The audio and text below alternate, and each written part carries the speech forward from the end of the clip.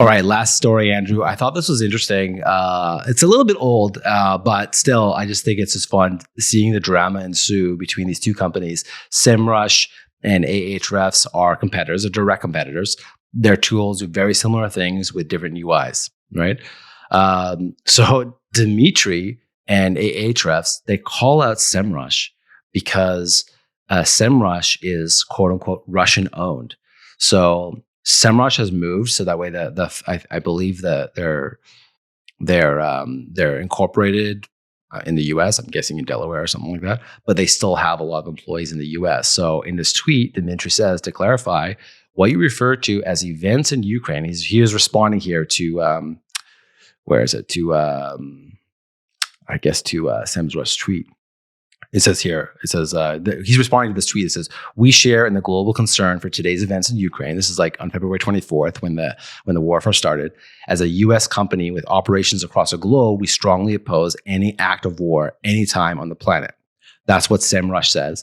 And then Dmitry says, to clarify, what you refer to as events in Ukraine is actually Russian aggression against Ukraine. You are a Russian company, 100% of your founders and 2/3 of your staff with sales offices in the US to enjoy access to US financial markets. And he shows here their employee chart at Semrush. It says, as of December 31st, 2020, we have over 980 full-time employees consistent of 177 in the United States, 640 in Russia, 87 in Czech Republic, 27 in Cyprus, and it goes on. Mm-hmm. So basically, most of their employees are in Russia. Mm-hmm. And then Ahrefs tweets, Ahrefs is now blocking all access from Russia and Belarus. The Russian invasion of Ukraine is not stopping. Our colleagues, friends, and families, and so on. They go on. I just Googled it. Semrush, their head office, their headquarters is in Boston, Massachusetts. Yeah. Oh, okay. So basically what people were talking about, I saw that thread going on Facebook, is like whether or not Semrush was going to get shut down because of all these sanctions going on. Right.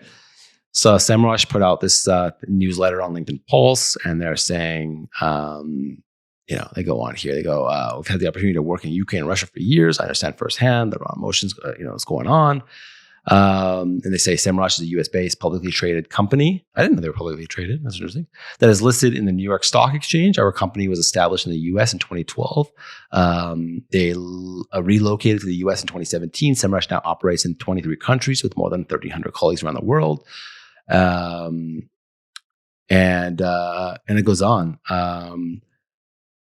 It says, like many of our favorite household brands, we have a legal entity in Russia because we have employees there. We have an entity in Russia, so we may pay our employees and contribute to their pensions. We do not accept new business from Russia companies. We do not support this war politically, financial, or in any capacity. And they go on. So what's interesting to me about this is when everything was first happening and everyone was kind of like, what do you call it? Like sanctioning and boycotting and so on in Russia. It was interesting to see. And it was like, I saw there was like a vodka brand, I forget what vodka brand it was, where like they ended up changing the name of it. And it was like this vodka brand. I wish I could tell you the name. I'm not a big vodka drinker. It's like a Russian vodka. Standard. But standard vodka or standard Russian? Russian standard. That's what it's called.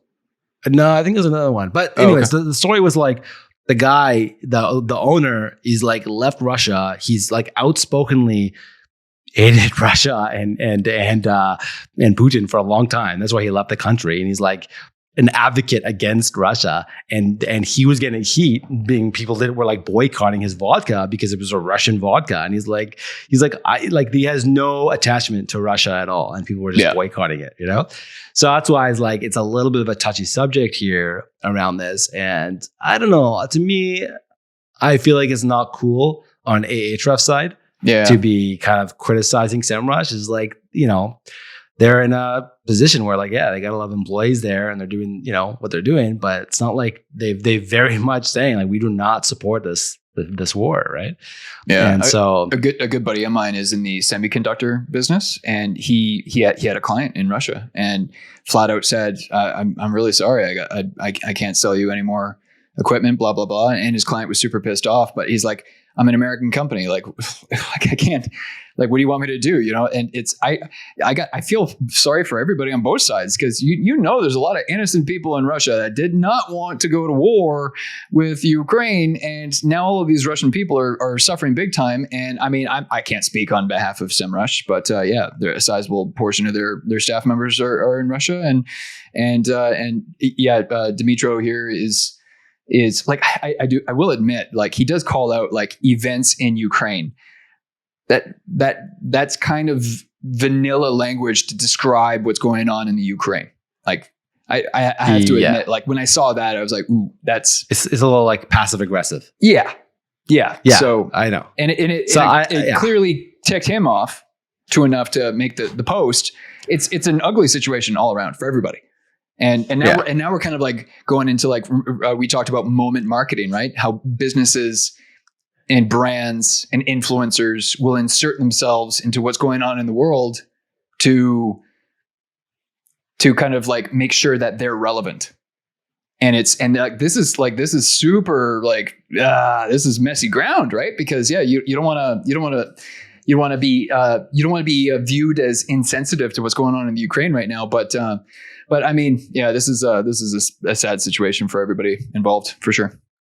Yeah, I'm just looking here at the what else I've been talking about. They pinned their story. They said the message to our CMOs in our community, our chief marketing officers, on Twitter or LinkedIn. Yeah, on Twitter. On Twitter, they pinned their LinkedIn Pulse article at the top of their profile. But like in this case, like what are they supposed to do? Yeah, like what are they going to do? Like fire all the Russian employees? Like, yeah, it's like, it's not fair to criticize Semrush over this. It's not like they're coming and they're saying, here, we stand with Ukraine. They changed their logo to the colors of Ukraine. They're standing with Ukraine. Yeah. So to me, it's just not. I don't know how to say. I don't like it. I don't like the passive aggressive tweet from Ahrefs trying to call them out. I think it's not cool in terms of like how to, compete with your competition, and just seeing the threads and the stories going on Facebook, I think that consumers are feeling the same way. So